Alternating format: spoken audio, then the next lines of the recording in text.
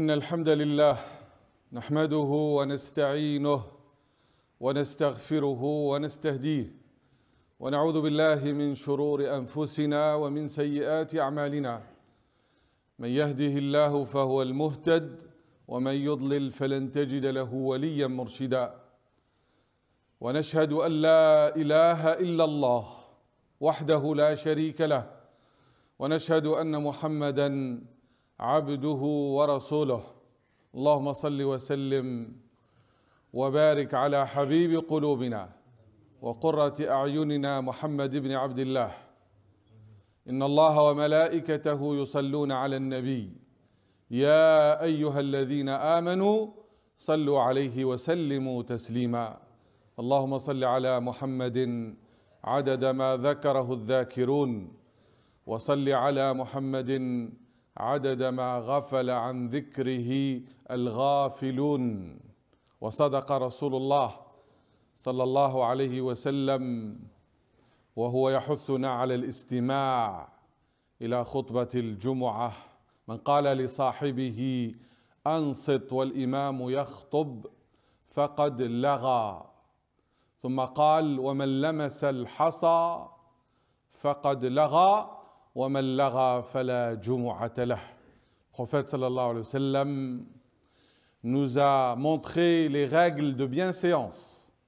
Quand on écoute le sermon du vendredi, on doit écouter attentivement, au point où le prophète sallallahu alayhi wa sallam a dit: celui qui dit à son compagnon tais-toi ou écoute, il a commis une distraction.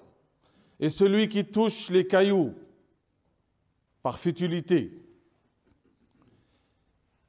il a été distrait dans le prêche du vendredi, en touchant son téléphone ou n'importe quel objet. Il a commis une distraction. Et celui qui est distrait dans le prêche du vendredi, il n'a point de vendredi. Ça veut dire toute récompense qu'il aurait pu gagner dans le vendredi, il aura perdu, même si sa prière reste valide, il n'est pas obligé de la refaire. Allahumma salli wa sallim ala al-habib al-Mustafa alladhi nawwara uqulana wa qulubana. أيها الإخوة الأكارم، نحن في أول شهر شعبان. Nous sommes dans le premier jour du mois de Sha'ban. وقد صح أن أسامة بن زيد سأل رسول الله صلى الله عليه وسلم فقال: يا رسول الله، لم أرك تصوم شهرا من الشهور كما تصوم شعبان. فقال النبي صلى الله عليه وسلم: ذلك شهر يغفل عنه كثير من الناس بين رجب ورمضان، فيه ترفع الأعمال إلى رب العالمين، وأحب أن يرفع عملي وأنا صائم. Osama ibn Zayd demande au prophète sallallahu alayhi wa sallam, alors qu'il constate qu'il jeûne beaucoup dans le mois du Ramadan: ô messager d'Allah, tu ne jeûnes dans un mois autant que dans ce mois-ci, c'est-à-dire le mois de Sha'ban. Le prophète sallallahu alayhi wa sallam lui a dit: ذلك شهر يغفل عنه كثير من الناس. C'est un mois que beaucoup de gens oublient. C'est un mois dans lequel beaucoup de gens ils sont dans la distraction, l'insouciance. Ce mois, il est entre Rajab, le mois de Rajab, et le mois de Ramadan. دل ذلك على أن قليلا من الناس من ينتبه ويستيقظ ويستعد لرمضان في شهر شعبان. فكن أنت من هذا القليل. Ça montre, selon les dires du prophète sallallahu alayhi wa sallam, que ce mois-là, dont beaucoup de gens méconnaissent les mérites, il faut se réveiller, il faut se préparer. Comme l'a dit Ibn Rajab al-Hanbali, radiyallahu anhu, Shahru Sha'ban tamrinun li shahri Ramadan. Ça, c'est un mois dans lequel on doit s'exercer pour se préparer pour le mois du Ramadan. Et quand on parle de l'insouciance et de la distraction, ça ne touche pas seulement ce mois-ci. Nous sommes comme celui qui a la tête face au sol, à la terre, et qui marche et qui avance, sans savoir où il va. Ce qui l'intéresse, c'est seulement ce qu'il va manger. C'est son ventre, au point où les gens n'ont plus de raison, n'ont plus de cœur. Ils sont devenus un tube digestif et un estomac. أفمن يمشي مكبا على وجهه أهدى أمن يمشي سويا على صراط مستقيم الله خلقنا بشرا في أحسن صورة لقد خلقنا الإنسان في أحسن تقويم. Allah nous a créés dans la meilleure forme. Tous les animaux, ils sont à quatre pattes, ou même s'ils sont à deux, ils ont la tête ou les yeux face à la terre. Allah nous a créés avec une tête qui doit se dresser vers le ciel. Elle ne doit pas être seulement occupée par la consommation, par les soucis de ce bas monde.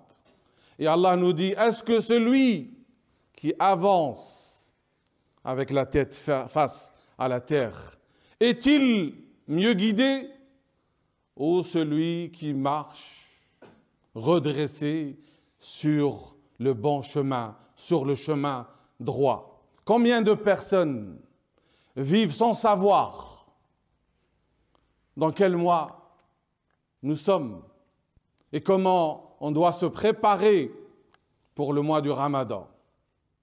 Certains se préparent pour le mois du Ramadan, mais toujours en pensant à la consommation, en faisant des réserves de nourriture, comme si c'est le mois de la surconsommation.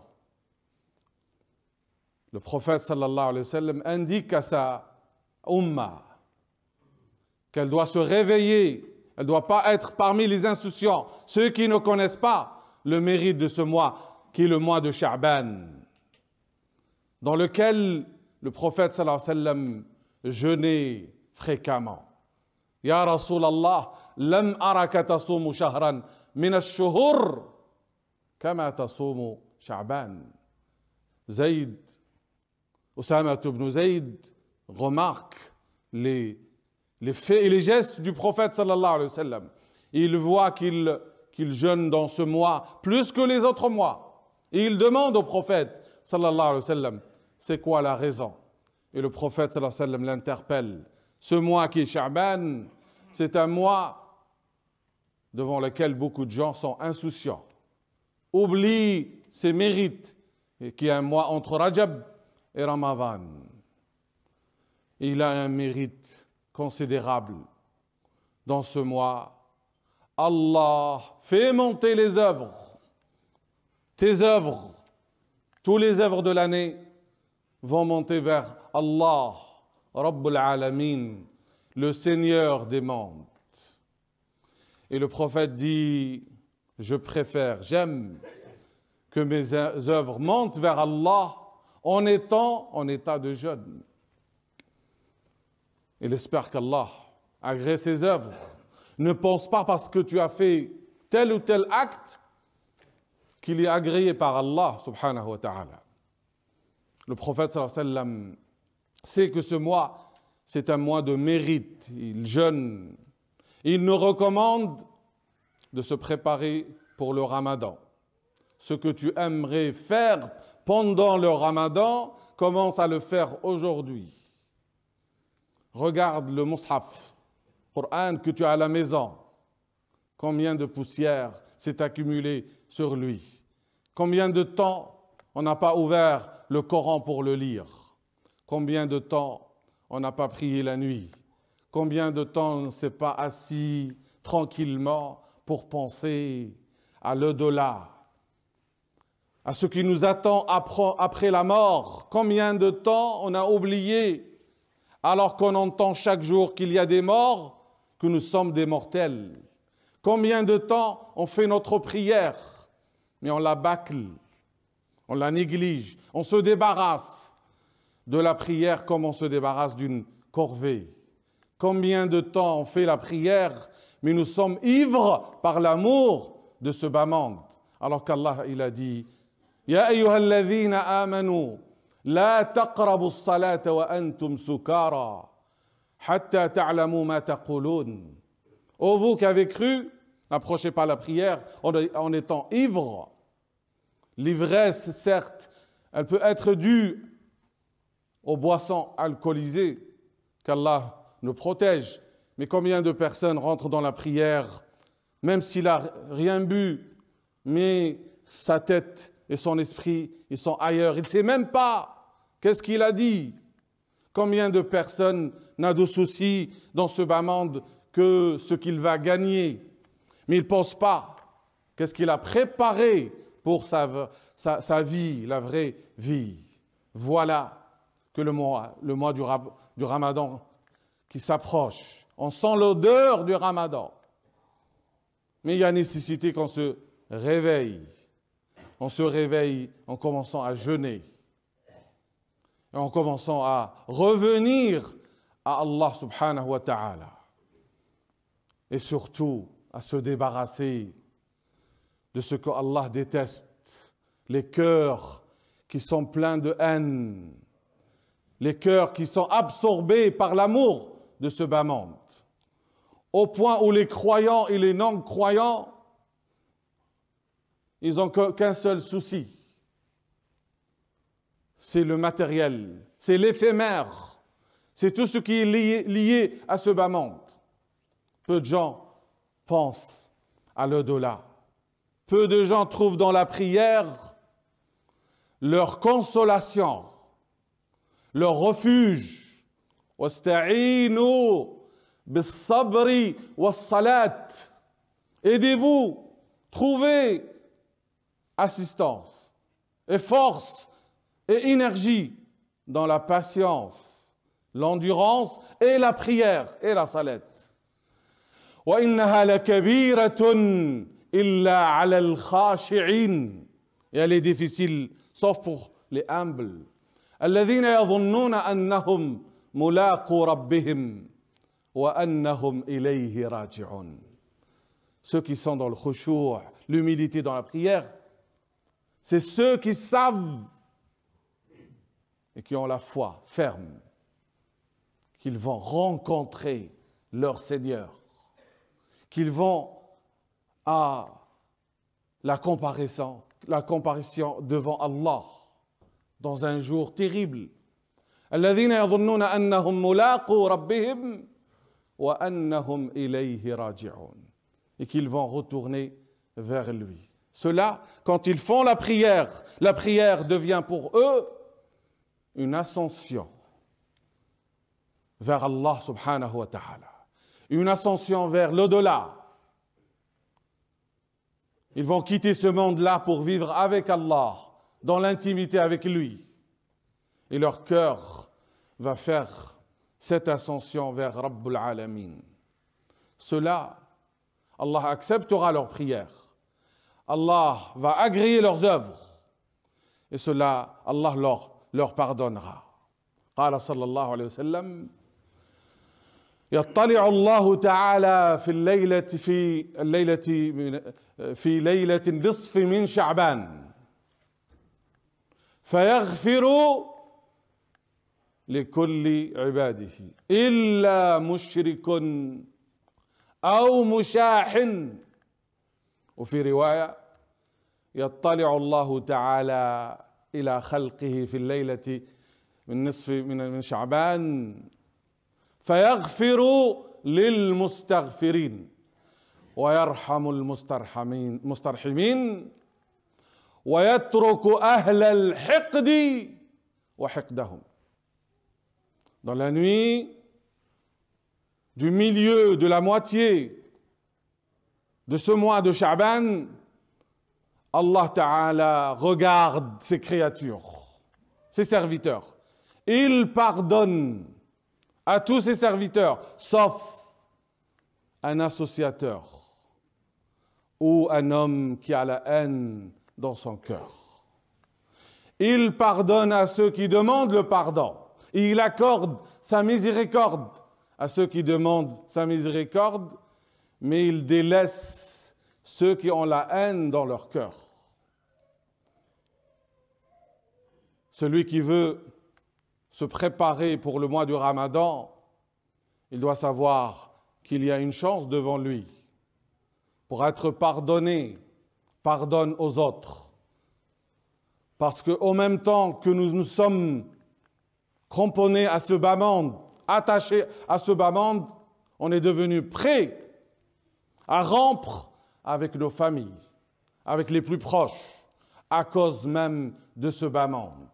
Combien de familles se déchirent pour des histoires d'héritage? Combien de couples divorcent à cause de choses futiles liées à des objets de ce bas monde?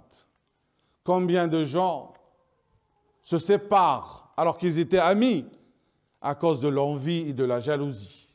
Et tout ça, c'est dû à l'amour de ce bas monde et à ces maladies qui sont la haine, l'envie, la jalousie, dont on ne veut pas se débarrasser parce qu'on est trop attaché à l'éphémère et à cette vie, et parce qu'on a oublié la mort et la vie, notre vraie vie qui nous attend après la mort. On s'est crampondé, attaché à cette vie comme si c'est la vie éternelle.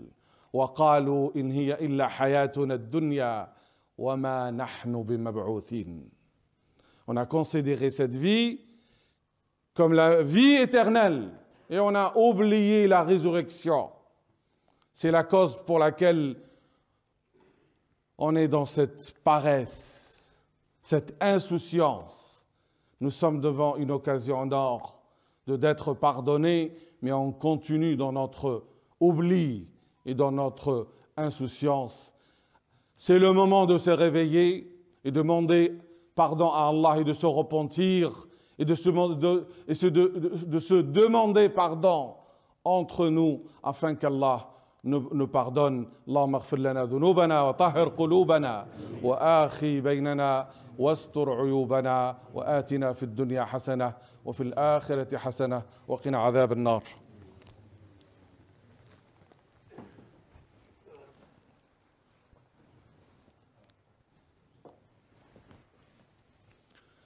اللهم لك الحمد حمدا كثيرا طيبا مباركا فيه.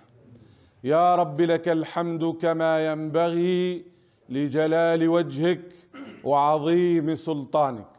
سبحانك لا نحصي ثناء عليك أنت كما أثنيت على نفسك. اللهم إنا نسألك موجبات رحمتك وعزائم مغفرتك والسلامة من كل إثم والغنيمة من كل بر. لا تدع لنا ذنبا إلا غفرته ولا هما إلا فرجته ولا حاجة هي لك رضا إلا قضيتها برحمتك يا أرحم الراحمين. اللهم ارحمنا فإنك بنا راحم ولا تعذبنا فإنك على ذلك قادر. اللهم اغفر لنا ولوالدينا وللمؤمنين والمؤمنات والمسلمين والمسلمات الأحياء منهم والأموات.